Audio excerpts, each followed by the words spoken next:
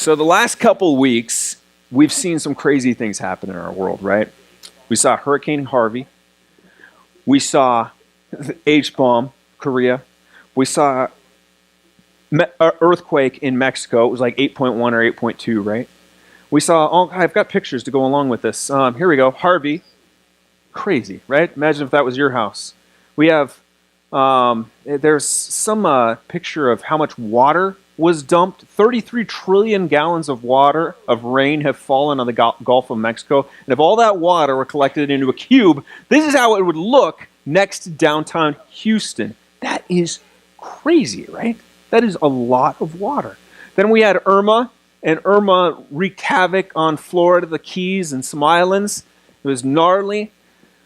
Then we had the earthquake in Mexico, and that caused great destruction as well. I think the last total I heard was something like 96 total deaths.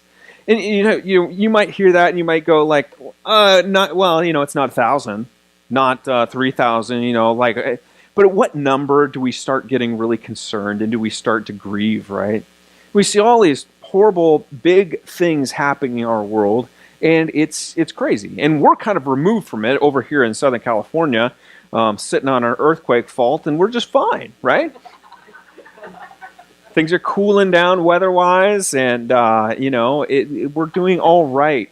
But the reality is there's all kinds of hurtful, difficult things that are happening all around us, right? I mean, people are getting divorced, there are car accidents, there's shootings, there's disease, there's children being born with deformities, and it moves us to ask the question, does God care? Does God care? And if he does, why doesn't he do anything about it? Really, why doesn't God do anything about it? Last week we talked about Jesus, and we talked about Jesus' pursuit of a woman. Do you remember this?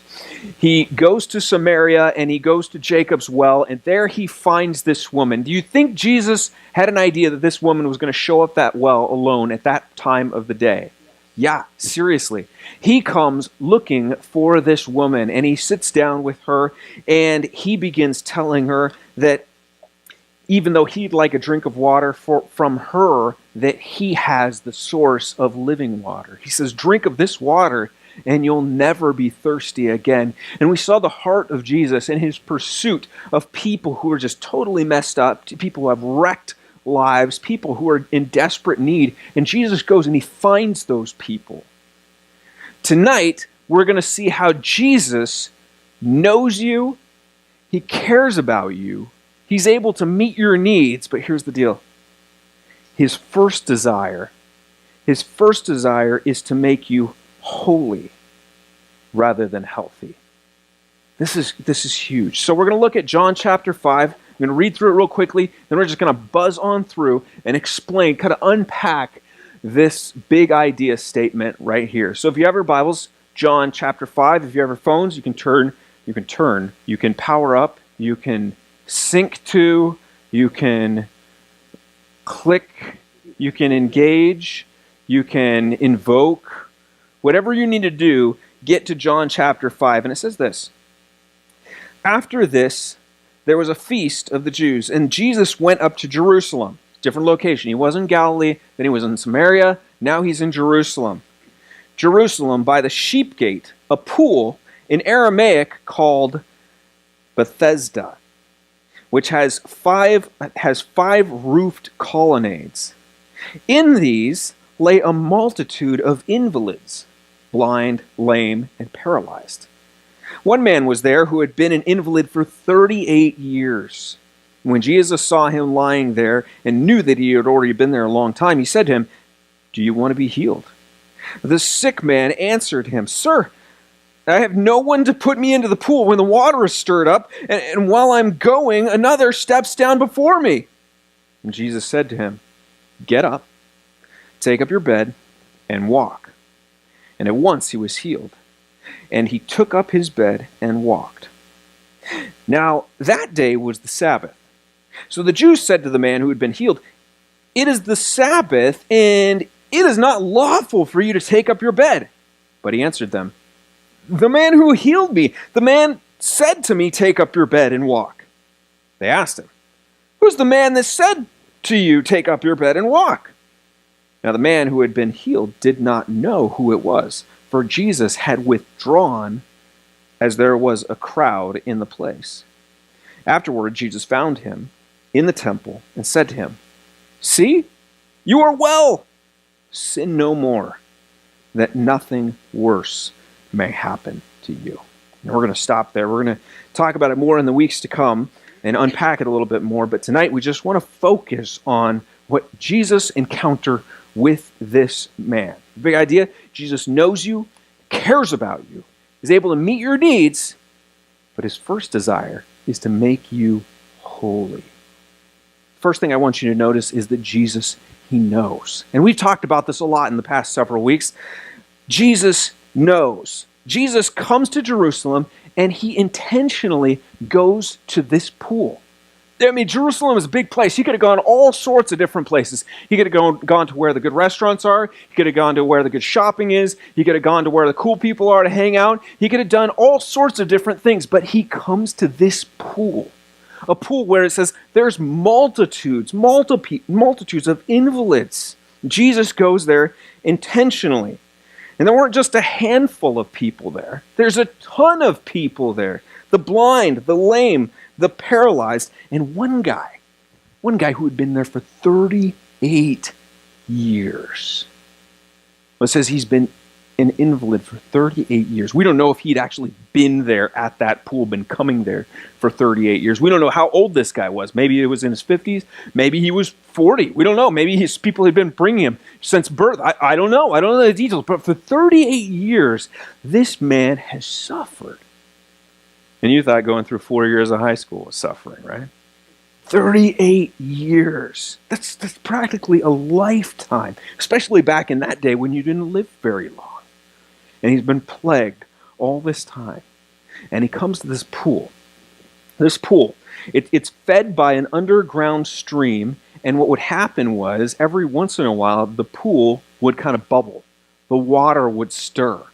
And the thought was that when this happens, people thought that actually an angel of God was coming down to the pool and kind of touching the water, getting in the water.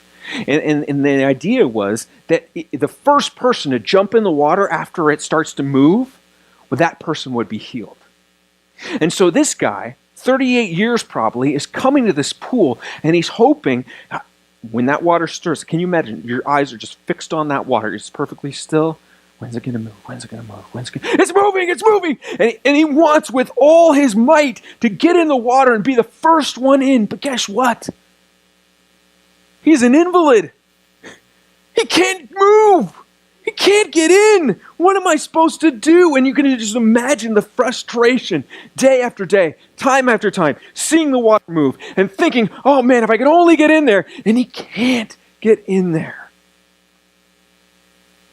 Hoping a miracle would occur. Notice verse 6. It says this: when Jesus saw him lying there and knew that he had been there a long time. Jesus sees him. He didn't know this guy. He didn't have like some type of relationship with him. His disciples didn't like lead him over. You know, like sometimes, important people have a handler, like the president might have a guy right next to him. Okay, there's so-and-so, you're about to shake their hand. This is, Bill, He didn't have that. But he sees this guy and immediately he knows what's going on with him. There are times when we feel alone.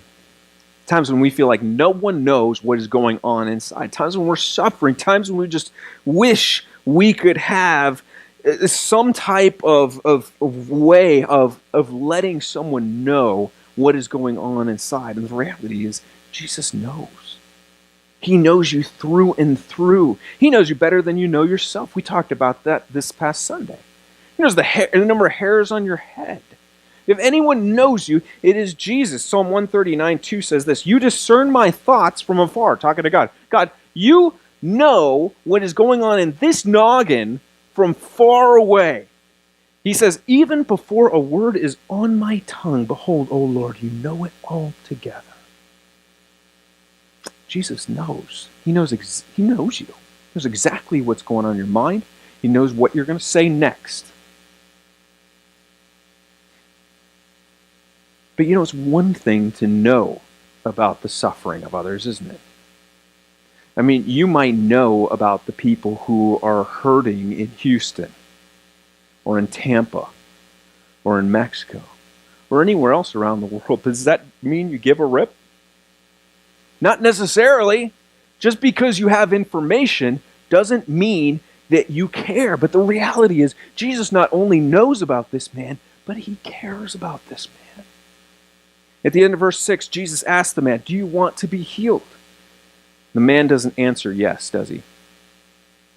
He doesn't say, yeah, please, I'd love to be healed. What does he do? He can't help but express to Jesus the anguish he has been going through. He can't just give a simple yes, because it's been 38 years. Someone asks you how you're doing. Would you like to be healed? They don't just say, yeah, I would. No, they start telling you their story and how horrible it's been. He can't just give a simple answer. It says the sick man answered, verse 7, "Sir, I have no one to put me in the pool when the water is stirred up. And while I'm going, another steps in before me." You can just imagine the heartache, the pain, the anger, the frustration, and just totally spirit of defeat. 38 years? I don't know how he answered. Maybe it was that kind of energy is like grueling. "Jesus, do you understand?" Or maybe it was just like, I've been here at this pool and the water gets stirred and I can't, it's no use. Of course he wants to be healed. No one will help him. Let me ask you something. Where is this man's hope? Where's his hope then? His hope is in the water, right? Is that the right place? It's not. His hope is in the water. It wasn't in Jesus. He's looking for some magic water to save him. And what does Jesus do? He comes up and thumps him on the head and says, Hello, you're looking in the wrong place, sir. You should have been looking at me this whole time, the living water, but you've been looking at this dumb water right here. Come on, get a clue." Jesus doesn't do that, does he? Jesus doesn't say, "Hey, I want you to figure out life and I want you to start trusting in me and look to me and get your act together and then, we'll talk about your healing." He doesn't say that either. What does it say? Verse 8. Jesus simply says to him, "Get up, take up your bed, and walk." Notice, the man didn't deserve to be healed, did he? Didn't deserve anything. He didn't have some type of religious awakening and all of a sudden become a Christian. No, that didn't happen. He didn't say, "Jesus, I trust you. I give my life to you. Please heal me." He didn't say that. He didn't offer Jesus money or promise, "I'm going to turn my life around. I will never do that again as long as you heal me." He didn't bargain with God. There's nothing here that indicates that he did anything to cause Jesus to want to heal him. You know what? That's good news. That's really good news for you and for me. Because it seems like Jesus just heals him for the plain and simple reason that he cared for this man. He cared that this man had suffered for so long. Have you ever gone through a difficult time and it went on and on and on, and you felt like no one cared? Here is evidence that God does not take lengthy suffering lightly. He cares about you. Jesus just heals him because he cared about him. John Piper says this. This is really good. He says, "So not only does Jesus know you perfectly, but he is easily moved by the misery you feel. His therapies are not always what we want. He doesn't do what we want him to do all the time. But that's not owing to his heartlessness. He's not heartless. He's compassionate to us in our misery." That's pretty awesome, isn't it? God knows and he cares. But that's not enough, is it? Because I can know about the people in Houston. I can even care. I can feel sad for them. But do I do anything? am I able to do anything? Jesus not only knows, not only cares, he's able. Check this out. Immediately after, Jesus says, get up, take up your bed, and walk. What happens? The water started stirring, right? And Jesus took the man. He said, all right, let's get you in here, right? No, that didn't happen. What happens? The man jumps up. He just gets up. He just picks up his mat and he's like, up, here we go. He didn't struggle. He didn't, with his atrophied muscles, he didn't say, oh, I feel something happening. He didn't strain. He didn't struggle. He just gets up to his feet. Verse 9 says, at once the man was healed, and he took up his bed and walked. Whoa! That's amazing. That is the power of God. It's a power unlike any other, that when God speaks, boom, it happens. It happens because he's sovereign over all things. To be sovereign means to be in control, absolute control of all things. Things fall apart at his command. Things rise up and are put together and come to life on his command. What have we learned so far? Jesus knows, he cares, and he is able to do whatever you need at any moment. Any moment, he can do it. Isn't that good to know? Isn't that so good to know? But it leads us to another question, doesn't it? If God knows and cares and he's able, then why doesn't he help me? Why doesn't he help me? Let's look. So the man had been healed. It's an awesome thing. He'd waited 38 years. Healing comes from a totally unexpected source. And we pick it up in verse 13. It says this, now the man who had been healed did not know who it was, for Jesus had withdrawn and there was a crowd in that place. So here's what happens. Jesus heals the guy. The guy gets up. Cool. Everyone's like, what? Billy? What? You're walking? And people are like, and the crowd starts getting up all around. And before you know it, Jesus is gone. Where'd he go? What did he do? He just disappeared. He didn't. I mean, Jesus, why aren't you hanging out? Like, hey, here's an example. What people are going to believe in you. They see this guy walking around, like, let's go. Jesus, where are you? What is going on? It's a little strange. You're just walking away. Jesus, if you really cared, why didn't you stick around? Jesus, didn't you realize there's a multitude of sick people here? Jesus, do you care about these people, or do you just care about this guy? You're just going to disappear? You heal one guy, get everyone's hopes up. They think, hey, the miracle man is here, the healer's here, and he's gone. What? I wanted to be healed too. Jesus, where are you? They didn't even know it was Jesus. They're like, who is this guy? Where is he? And he's gone. Why didn't he help them? Why didn't he heal them too? That's a really good question. I'm sure that right after that guy was healed, the place probably went crazy. Kind of like a birthday party, and that kid who's like 3 times larger than everyone else comes out with the pinata, just go whoop, and the thing just obliterates, and candy's going everywhere, and all the kids just like, I think it was like, that candy, gee, he's healed. Oh, where, how'd it happen? He jumped in the water? No, he couldn't get in the water. How did it happen? I want some of that. 38 years, and all of a sudden he's walking. What a sight that must have been. That's legit. We finally found what we're looking for. But Jesus bailed. Why would he bail? Maybe it was because making people healthy was not the main reason he came.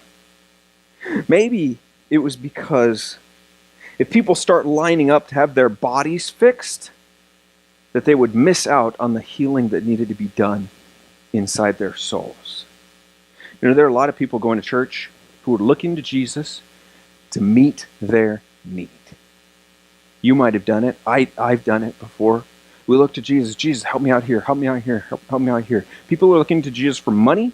They're looking for jobs. They're looking for women. They're looking for men. They're looking for passing grades. They're looking for Jesus to fix broken relationships. They're looking for him to fix a car, or bring a house, or bring kids, or bring happiness, or bring me a sense of fulfillment. Jesus, meet my need. And it's true. None of these needs and none of these desires are bad in and of themselves. And none of them is too big for God to handle. He's sovereign. He could meet any of them. Boom, boom, boom, boom. Whenever he wants. And if he cares, though, then why doesn't he meet the needs? Maybe it's because there's something more important. Maybe it's because Jesus' main goal is not to make you healthy, happy, or successful. Maybe it's because he wants to make you holy. Because rich, happy people, successful people, people who have everything that they want and don't have Jesus transforming their life, lose in the end. Have you ever seen that old bumper sticker? I think it was like an 80s thing. Matt probably knows it. He who dies with the most toys wins. Seriously? Exactly. And that's the reality here. He who dies with the most toys, they still die. And without Jesus, they lose everything. Mark 8:36 says this. Jesus said this, "What does it profit a man to gain the whole world and forfeit his soul?" Let me ask you this.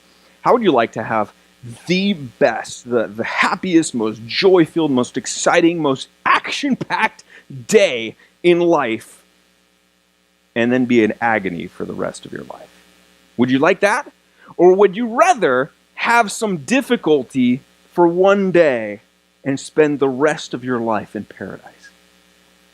Yeah, that's not a hard question, right? It's a pretty easy question to answer. Of course, we're going to choose one difficult day and paradise for the rest of our lives. It's not a hard choice. Jesus could take away all your pain. He could take away all your trouble. He could take away every obstacle to happiness right now. But he wants to do something so much better for you. He's not concerned with the one day and this momentary life that we have. He's concerned about your eternity. He doesn't want to heal you just right now, though sometimes he does. He doesn't want to make this life, bring heaven to this momentary life that we have right now. He's concerned about heaven for eternity for you. He wants to make eternity paradise for you, and he wants you to be there. Jesus wants to make you holy, because if he doesn't make you holy, then you miss out on that. You might have a wonderful life right now, and then be in agony for eternity. After a little while, Jesus shows back up. Did you know that? He shows back up. Jesus found the man, it says in verse 14, found him in the temple and said to him, "See, you are well. Sin no more, that nothing worse may happen to you." Did Jesus come back so he could get a thank you from the guy? He's like, "Hey, you forgot to, give me a tip for the service I provided." No, he doesn't do that. He came back because he wants to address this guy's bigger issue. The bigger issue is the sin problem. And it's not that this man was a bigger sinner than everyone else. It's that he was just like everyone else. All have sinned and fall short of the glory of God. He's in the situation everyone else is in. Just like all of us, this man has a heart that is turned away, is in rebellion, living in disobedience to God. And his relationship with God is against him because he has turned his back on God. He has a sin problem separating him from God. And Jesus knows this. And Jesus knows that if you don't fix this sin problem, then you're in big, big trouble. Something much worse is going to happen to him. What's the something worse? Well, what could really be worse than 38 years of agony as an invalid? How about hell? How about living eternity in anguish because you weren't made right with God? See, Jesus is so much more concerned with your holiness, with you coming to realize, I need Jesus. I'm not perfect. Life is never going to be perfect because I live in this sin-filled world. And I got a sin problem. I need my sins forgiven because I'm not in right standing with God. And if I meet the end of my days in not in right standing with God, then I'm in big, big trouble because God has set his face against me. Jesus wants to make you holy. The way he makes you holy is not for him to grab you by the collar of your shirt and say, "Hey, buddy, Hey, girlfriend, you need to step it up. You need to stop that what you're doing. You need to start living the way God wants you to. No, Jesus comes to you. He finds you because he cares about you. And he says, I was able to take care of your biggest need. And I did. And I make you holy. Because I went to the cross and paid for every single one of your sins. There's a guy named J.C. Ryle, an old guy who wrote some amazing things. One of my favorite quotes from him is this. He says, health is good, but sickness is far better if it leads you to Jesus. That's good. Jesus knows, he cares, he's able to meet your needs, but his first desire is to make you holy. He does heal sometimes. But I think when he heals, that's just to give us a taste of the healing that's going to happen in the life to come. When he blesses you in this life, maybe gives you some good things, that's just a taste. I want you to know how good it's going to be on the other side. I'm not going to take care of everything right now because I took care of the most important thing right now so that you could come to the other side. Come with me. Trust me. I'm all you need. I'm the living water. Do you know him? Have you trusted in him? Have you confessed your sin and said, Jesus, I need what you did on the cross. I need you to make me holy, make me right with God. If you haven't done that, you can tonight. There's no magic to it. You just simply confess your sin and you trust in what Jesus did. But what about the rest of us, those of us who have placed our trust in Jesus? My question for us is, are we looking to Jesus right now? Or did we trust Jesus for the most important thing, and now we're just so concerned with all the little things in our life, all the pain, all the suffering, all the trouble that we have in life, and we're just looking for that quick fix. Jesus, fix it right now. Are we looking to Jesus to fix every problem, take every pain away? Or how about this?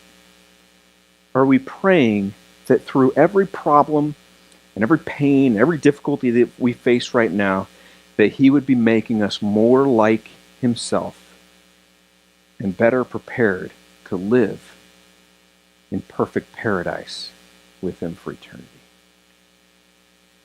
I think this affects the way we pray. I think that as difficult things come into our life, yes, we cast our cares on him because we know he cares for us. But our real prayer is, Jesus, even if you don't take away this right now, I pray that you'd use it to get me ready for what's to come. I want to be ready because I know life is just like a day, and I've got eternity that I'm looking forward to. Would you bow and pray with me?